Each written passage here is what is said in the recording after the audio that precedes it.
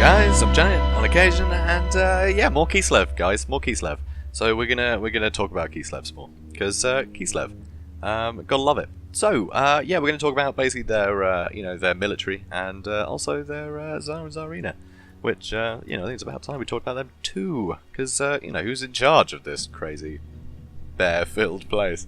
So yeah, so first off, we're gonna talk about basically their captains. Their equivalent at least. They're known as the Kislev Boyar. So they're mid-ranking officers from the Kislevite army, called Boyars. As representatives of the Tsarina, their presence can bolster the discipline of Kislevite troops around them. And they act as liaison to friendly generals when Kislev and her allies fight together. So next up we have Casals. So the Casals were an Ungol tribe who worked as mercenaries against the other Ungols at the time of the Gospodar invasion. They had adopted a very unique style of fighting with bow and axe, which they then went on to teach the Gospodar warriors. Nowadays, Kossar regiments are a combined force of Ungol and Gospodar soldiers, trained and kept by the Tsarina as a standing Kislevite force. They are well drilled, able to both attack at range with their bows and meet the enemy at close quarters with their great axes. So so archers with great weapons. It's pretty cool. So and just show their sort of discipline. They have a special rule in tabletop called Steady in the Ranks, which basically it lets them do a charge reaction, which is something that you can do in tabletop when you're being charged, but it lets them do it within a shorter range, basically, without any penalty, which is quite rare for Warhammer troops. It just sort of shows that they're willing to still have their bows out at the very last second, and before switching to melee to fight the enemy. So very disciplined, there's no panic. It's just, yep, let's continue to shoot them because we're not fighting them in melee just yet, which I think is very cool. It's just, I think, normally I don't go over the rules, sort of tabletop here, but I think it just sort of helps show, the sort of troops that they are, very, very disciplined. So much so that they made a rule about it. So next up we have the Winged Lancers. So the mainstay of the Kislev cavalry are the Winged Lancers, who can trace their lineage back to the original Gospodar knights who rode from the east. They are so named for the large feathered wings they wear on their backs, which emit a shrill screaming noise when they charge.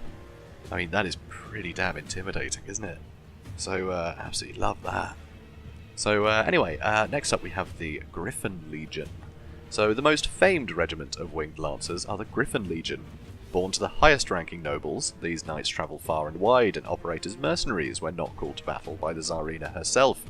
The regiment was founded in 286, which in the imperial calendar is 1810, as the bodyguard of Tsar Gospodar IV. They became semi-independent after an expedition to the World's Edge Mountains in 293, which is 1817. That encountered a great many beasts of chaos. Their commander at the time, Vladek Dostov, slew a griffin single-handedly and kept its body as a prize. From then on, they took the name Griffin Legion and have always worn wings made from the griffin's feathers upon their backs. The Griffin Legion spends most of the time fighting for wealthier nobles in the Empire, but is sworn to respond to the call of the if the Tsar or Tsarina commands. This is unusual, however, as most threats can be dealt with by the regular winged lancers and horse archers.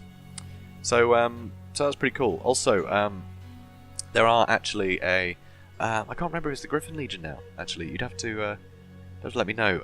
But in Middenheim, there's a permanent force of Kislevites sort of stationed there, and I think it might be part of the Griffin Legion. But certainly winged lancers. And yeah, there's also some Knights Ulrich, I believe. Was it the Knights Panther? I can't remember. There was an exchange basically between the sort of two things, sort of help cement their alliance. So there's a unit of Imperial Knights in Kislev, and there's a unit of Kislevite Knights in Middenheim. So I think that's kind of cool. So you get that little overlap, which is another reason why I think there should be more details about the Kislev forces. In the game, because they're so intermixed, with the Empire. I think they should have their own stuff, and unfortunately they've been neglected in the last 15 years. So well. So next up we have the Ungol Horse Archers. So these mounted warriors are auxiliaries drafted in from the savage northern tribes of Kislev. They are fierce warriors, but lack the discipline of the regular army. Trained to loose arrows from the saddle from an early age, they are the best human fast cavalry in the old world. They delight in running rings around their opponents, peppering them with arrows and dodging away before the enemy can retaliate. They wear little or no armour and carry swords, yet make up in numbers what they lack in terms of equipment. So that is very cool. Sort of nomadic tribes, they can all just get on a horse and start shooting, stuff. And against, sort of chaos marauders and things like that, who aren't the best at, sort of skirmishing and things, just tend to sort of charge. It's perfect for Kislev, to stop any sort of small incursion. They can, literally just run circles around them and, just kill them at their leisure, which I think is very cool. It just really suits the place in the world that they are, as well as the sort of inspiration that Kislev is sort of drawn from the real world. It's sort of a mixture of sort of them, sort of the Huns and even something like Parthia. You remember the cavalry archers from Rome Total War or anything. There's a lot of sort of Eastern influences there, sort of Eastern Europe, Eastern European influences, which I think is really cool. But it just suits the setting so well, because if there was like a massive area of tundra like Kislev, you'd want horse archers. They'd just be the best way to stop, your enemies, to harass them and everything. So it makes sense. I think it's one of those times where it just fits the setting as well as the themes, which I think is very cool. And of course, it's all very Russian as well. But I'm sure that's that's sort of an obvious comparison, especially with the Tsars and Tsarinas leading it. So it's obviously, pre-revolutionary Russia.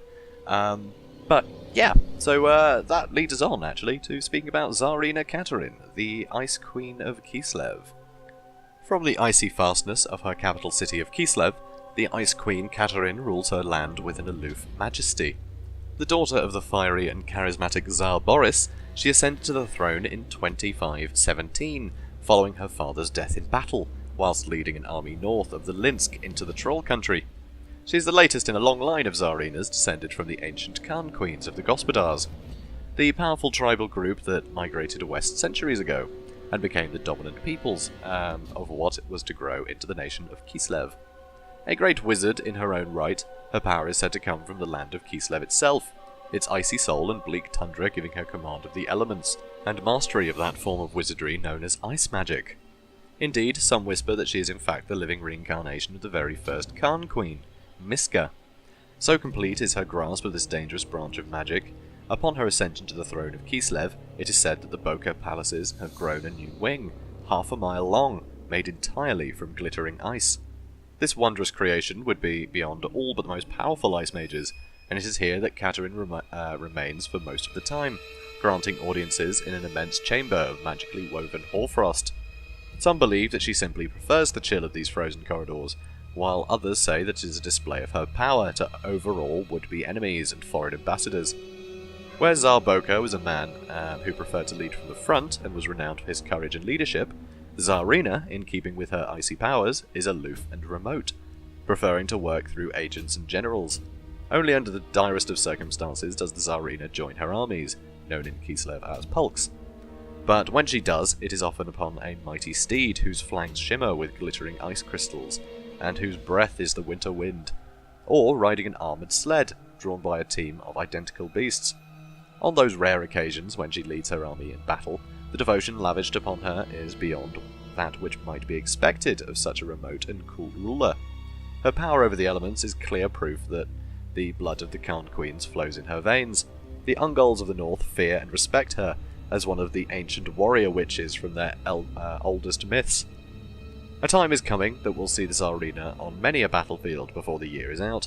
Marauding tribes of Kurgans and Kyaizak push south in ever-increasing numbers, united behind the banners of their Tsars and Hetzars.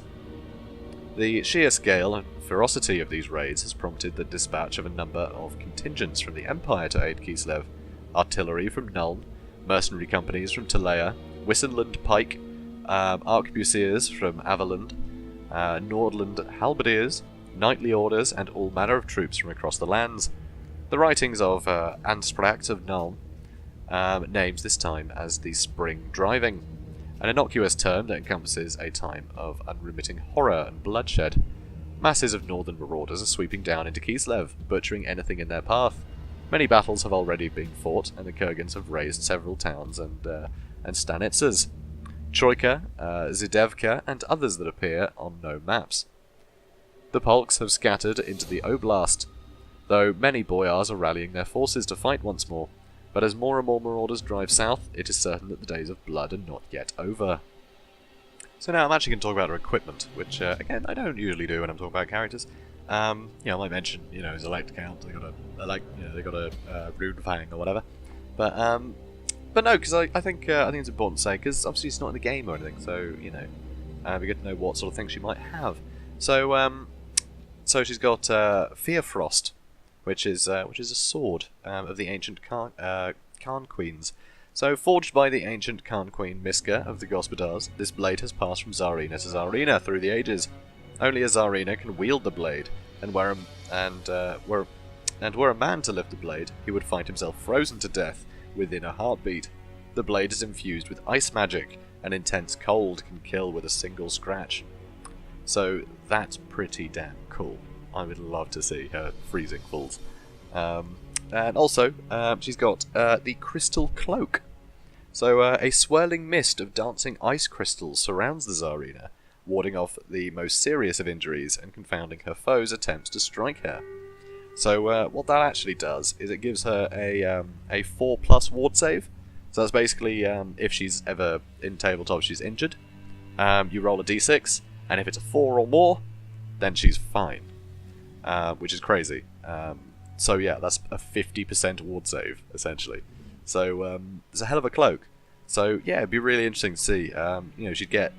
She'd be pretty tough to kill for a wizard, that's for sure. But then, she is the Tsarina of Kislev, and she can make an entire palace of ice. That's probably how I deal with my enemies, to be honest. I just put them in a big ice palace with no doors and let them freeze to death. But you gotta let your Casals do something, right? So, anyway, now we're gonna move on to Boris Ursus, the Red Tsar.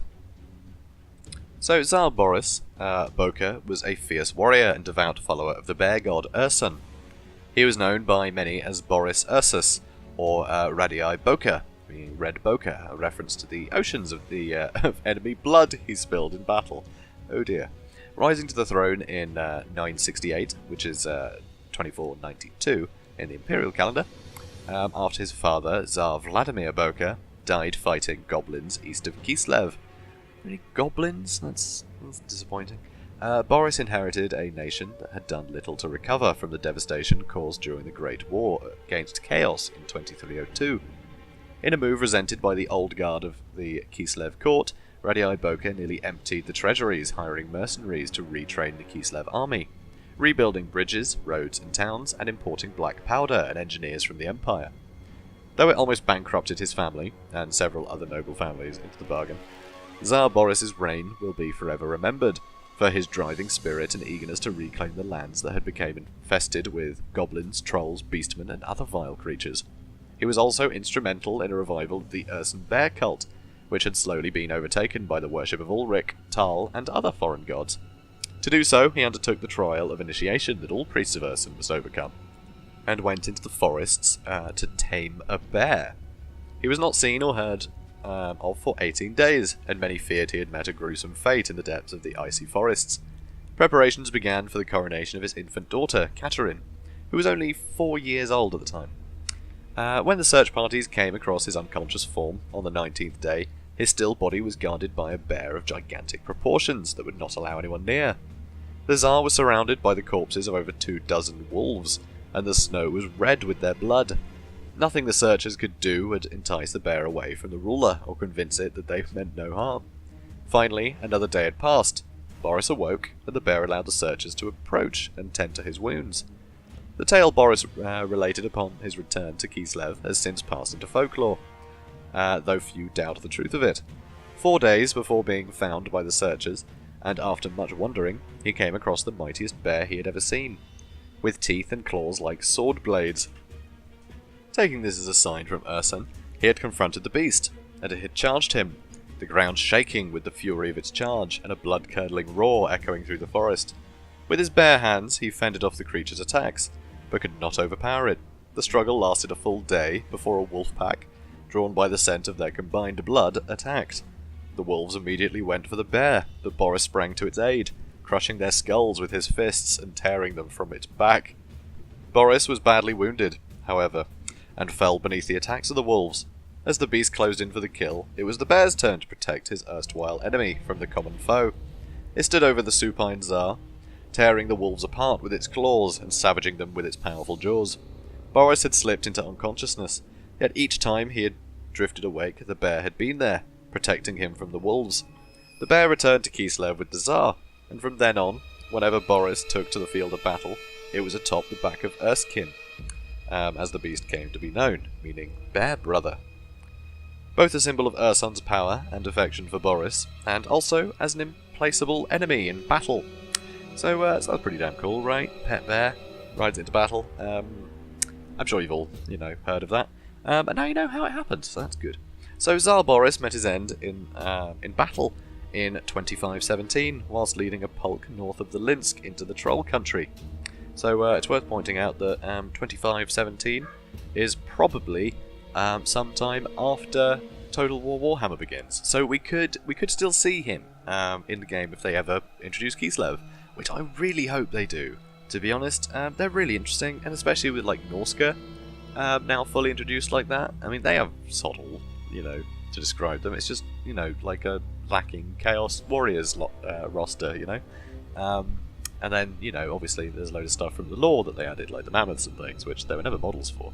So they could easily flesh out Kislev, and, crazy bear cavalry, and having something that is like the first line of defense against Chaos would be terrifying. It would be such a fun campaign. Chaos turning up, you throw bears at them, it'd be great. So please do that. To be honest, might be third game. I think it'll be the third game, because they'll probably have the Kurgans to the east, along with the Chaos Dwarves and stuff. There'll be more reason to have a starting location over there. So also more reasons why Kislev could get completely dumpstered. It'd be terrifying. But anyway, I'm just going to carry on talking about Kislev now, because that's why you're here. So let's do that. So Tsar Boris met his end in the Battle of 2517, whilst leading a polk north of the Linsk into the Troll country. At an unnamed river crossing, the Tsar charged deep into the Kurgan army of Hetzar Fedaj, but soon found himself surrounded and cut off from the rest of his army. He and Urskin fought with all the might and fury of the bear god himself, but even Red Boris could not triumph against such odds. Urskin was able to fight his way clear of the Kurgans and carry the Tsar back to the rest of the army, but it was already too late. The Tsar had taken a score of wounds, each enough to be mortal. Only when the battle was won did the Tsar slide from the back of the Urskin and die.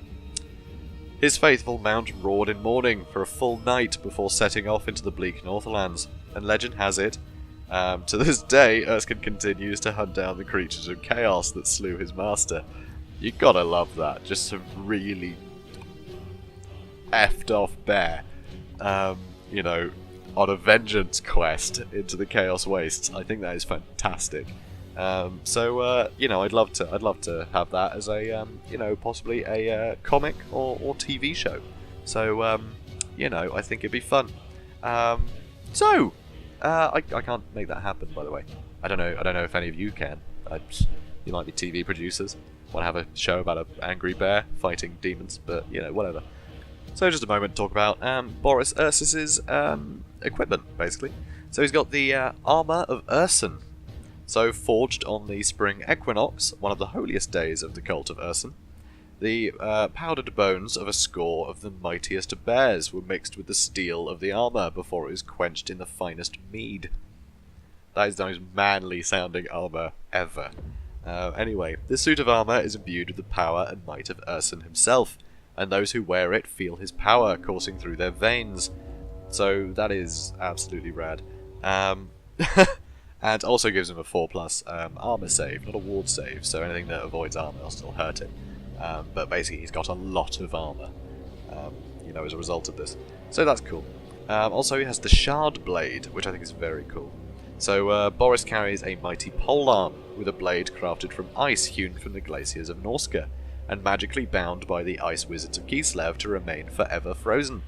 When Boris strikes a foe, shards of the ice water enter their veins and freeze their blood. That is gnarly. That is really gnarly. Can you imagine that? Don't want to get in a fight with him. You know, probably because the bear would kill me first, but still. Speaking of the bear, Urskin the bear. He also has some magical items. Well, sort of.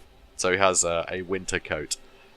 So literally, you know, he's got thick layers of winter fat and muscle to protect him. So that gives him really good armor as well. So basically, he's a bear. So you know, that happens. Also, he causes fear. I'm surprised it's only fear, to be honest. He's a bear. Thought it'd be terror. Anyway. And also, he any unit that breaks, he has to chase. He can't help but chase things that are fleeing. So that would be very amusing in a Total War game for that to happen. You know, some sort of weird mechanic where he chases fleeing units for some time before being able to come back. Because it would make the general all but useless if he went for, you know, sort of any weak unit.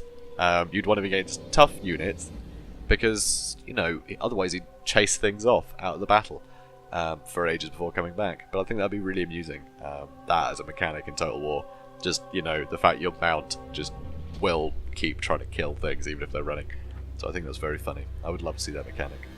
So, last of all, this is the very last thing I'm going to be talking about for Kislev, which is a real shame, because I find these guys incredibly cool. But yeah, there's the Law of Ice. We haven't actually spoken about sort of magics and things, but you get the gist from playing Total War, and I imagine you will play Total War, otherwise you probably wouldn't have found the series. So there's the Law of Ice, which isn't in the game yet. And it probably won't be in for ages, because it's literally the Tsarina and other ice wizards of Kislev that use it. I don't think anyone else has access to it. So, yeah, it's not going to turn up. So, it's the magic of frost mages, which is very cool. So the Law of Ice is the magic of the dour frost mages of Kislev, whose blood runs cold in the veins, and who can transmute the winds of magic into lethal ice storms with a single gesture. So first off, we have Shard Storm. So the caster stretches out her hands and unleashes a torrent of diamond-hard icicles at her foes. And so it's a magic missile attack, like you see with all other casters. So that's pretty cool. Also, there's Freezing Blast, another spell. This spell can be cast on a water-based terrain feature, such as a river, swamp, marsh, or lake. That terrain feature is permanently frozen and treated as open ground from now on. How cool is that? So just make a bridge over a river, walk across it. I think it's fantastic. So that's very interesting. Then we have the form of the Frost Fiend. The caster metamorphoses into a shrieking, taloned creature of Kislev legend, carried across the battlefield in a whirlwind of purest cold. The caster may fly whilst this spell is in play. Then there's some rules stuff, which is a bit boring. The form of the Frost Fiend continues to work until it is dispelled, or until the wizard chooses to end it. So that's pretty cool. That's pretty damn cool. Next we have the Invocation of the Ice Storm. So, chanting words of power, the wizard summons a harsh blizzard that engulfs enemy marksmen and war machines. And so what this actually does in the tabletop is basically it puts anything caught in the ice storm, they have to pass a leadership test, or they can't fire, which is pretty cool. So, you know, just sort of marksman things. I guess it'd just be like a delayed shooting, maybe it'd stop missile units from shooting altogether. I don't know what the mechanic would be there, but basically, you know, any missile units, they're stuck in the middle of a blizzard, essentially, so it's quite difficult for them to then shoot at anything. So that's pretty damn cool. So I don't know if it just made them less accurate, fire slower, who knows, you know, in terms of Total War, I don't know. Maybe it might also lower leadership, which would be interesting. So next up we have Midwinter's Kiss. The caster breathes a great torrent of purest cold into the ranks of the enemy. Those caught in the blast turn to brittle statues of ice within seconds.